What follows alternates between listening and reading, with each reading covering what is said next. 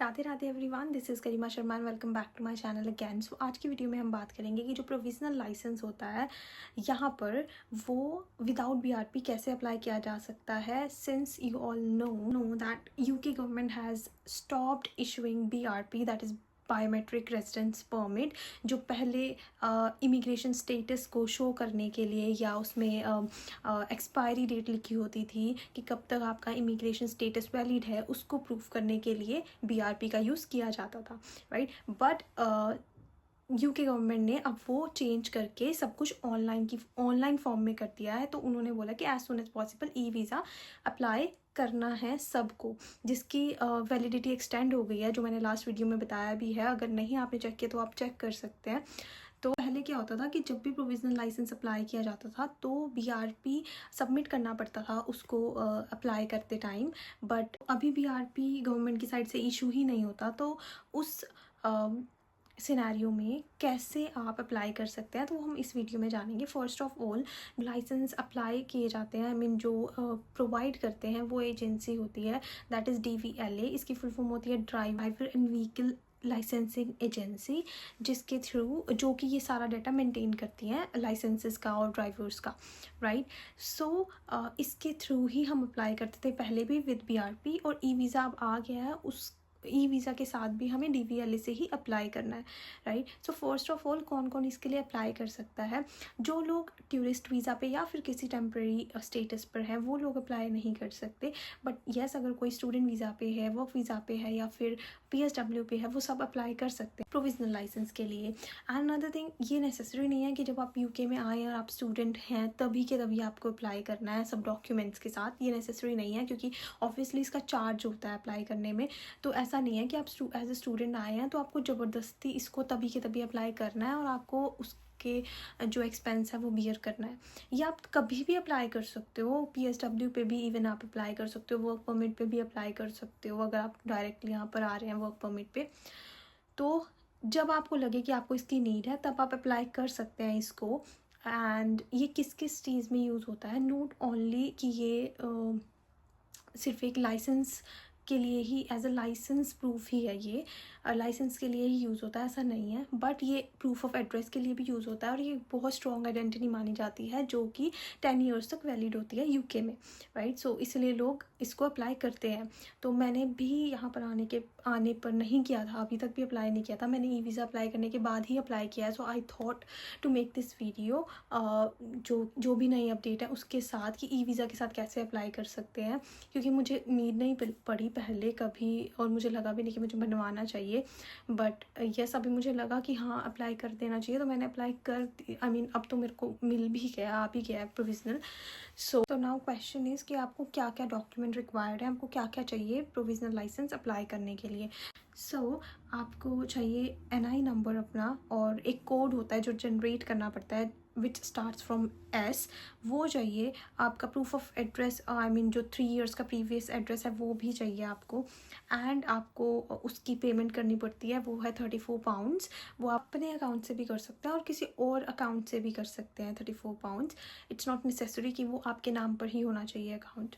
Question है कि कैसे अप्लाई करना है। तो फर्स्टली आपको DVLA की वेबसाइट पर जाना है और आपको ऐसा कुछ इंटरफेस दिखेगा वहाँ पर। यहाँ पे मैं साइड में अटैच कर देती हूँ कि कैसा ओपन होगा। वो ओपन होने के बाद वहाँ पर आपको बेसिक डिटेल्स अपनी फिल करनी है, आपके पास कौन से डॉक्यूमेंट्स हैं कौन से नहीं है, उसमें येस नो की फॉर्म में भी फिल करना है। वो सब करने के बाद आपको एड्रेस फिल करना है। एड्रेस आप, अगर आप यहाँ पर नए आए हैं तो आप अपना न्यू एड्रेस 1-2 मंथ का जो भी है वो फिल करने के बाद नेक्स्ट ऑप्शन आता है ऐड सेकेंड एड्रेस करने का। तो वहाँ पे नॉन GP एड्रेस आता है फिल करने के लिए, तो आपको वो उस पर क्लिक करना है। तो उसमें आप अपने प्रीवियस 3 ईयर्स का इंडियन एड्रेस भी फिल कर सकते हैं वहाँ पर। तो वो करने के बाद, क्योंकि इसमें लोग बहुत कंफ्यूज हो जाते हैं कि अगर आप डायरेक्टली सेकंड एड्रेस ऐड करने का ट्राई करते हो जो कि इंडिया का होता है, वो एक्सेप्ट नहीं करता, वो आगे बढ़ती ही नहीं है एप्लीकेशन। तो आपको क्लिक करना है ऐड नॉन GP एड्रेस। जब वो आप क्लिक करेंगे तो आप इंडियन एड्रेस भी लास्ट 3 ईयर्स का अगर आप वहाँ पर रह रहे थे तो वो एक्सेप्टेबल होगा और वो आगे मूव फॉरवर्ड हो जाएगी एप्लीकेशन। सो वो करने के बाद नेक्स्ट ऑप्शन आता है आपको पेमेंट का, जो कि आपको बैंक कार्ड से करनी है। 34 पाउंड्स है अभी उसकी पेमेंट, वो करनी है। जब आप वो फिल करते हैं तो उसके बाद आपको, अब हमने ऑनलाइन अप्लाई कर दिया और वो सबमिट हो गई एप्लीकेशन, आपको ईमेल आ जाएगी उसकी, राइट, कि ये एप्लीकेशन सबमिट हो गई है। अब उसके बाद विद इन 1 वीक आपको एक एनवेलप आता है, उसमें उस ब्राउन कलर के एनवेलप में आपको एक वाइट कलर का एनवेलप आएगा और एक फॉर्म आएगा और एक ऐसा एनवेलप, ऐसा एक पेपर भी होता है कि आपको क्या क्या सेंड करना है उस फॉर्म के साथ, राइट। सो उसमें क्या होता है, अब आपको वो फॉर्म फिल करना है। उस फॉर्म में 3 चीज़ें फिल करनी होती है। तो फर्स्ट वन होती है कि आपको वो एस वाला, जो मैंने अभी पहले बताया कि एक इमिग्रेशन कोड जो एस से स्टार्ट होता है, वो फिल करना पड़ेगा आपको, क्योंकि आप बीआरपी अब नहीं सबमिट कर सकते। तो वो कोड कहाँ से जनरेट करेंगे आप, अगर आपने ई वीज़ा अप्लाई किया है उसकी ईमेल में आपको इमिग्रेशन कोड का लिंक दिया होता है, उससे आप अप्लाई कर सकते हैं। मैं भी उसको डिस्क्रिप्शन में लिंक को डाल दूँगी, अगर आपको ज़रूरत हुई तो आप वहाँ से अप्लाई कर लेना। उसके बाद वो जो फॉर्म होता है उसमें डेट और सिग्नेचर एंटर करने होते हैं एंड देन आपको एक पासपोर्ट साइज़ फ़ोटो अटैच करनी होती है। जो पासपोर्ट साइज़ फ़ोटो है, मेक श्योर वो आप इंडिया वाली मत अटैच करना उसमें, यहाँ पर क्लिक करवा के यहाँ वाली अटैच करना। कभी कभी वो रिजेक्ट कर देते हैं इस चीज़ के लिए, तो यहाँ पर क्लिक करवा के वो आप यहाँ की पिक्चर अटैच करना। दैट्स इट, इतना ही उस फॉर्म में फिल करना होता है। वो जो एनवेलप आपको आएगा उस फॉर्म को उसके अंदर डालकर फिर आपको ग्लू लगाकर और उस फॉर्म, जो एनवेलप है उसके पीछे अपना एड्रेस लिखकर पोस्ट ऑफिस में पोस्ट करना है, राइट। तो जब आप पोस्ट कर लेंगे पोस्ट ऑफिस में, तो वहाँ पर आपको फ़ीस लगती है 1.65 समथिंग की, आपको रिसीट पे मिलती है ये वाली, £1.65 की, अगर शो हो रहा हो यहाँ पर।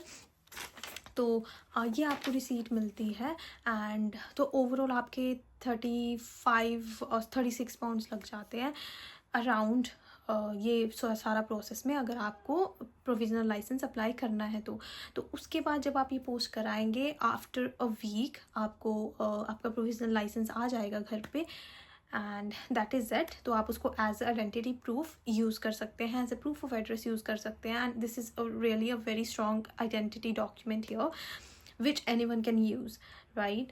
तो या दैट्स ऑल। अगर आपको ये वीडियो पसंद आई हो या अगर आपको कोई भी डाउट हो तो आप इस वीडियो के नीचे कमेंट बॉक्स में कमेंट कर सकते हैं, मुझसे पूछ सकते हैं क्वेश्चन।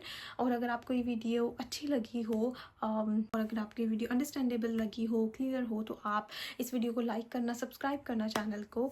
और थैंक्स फॉर वॉचिंग।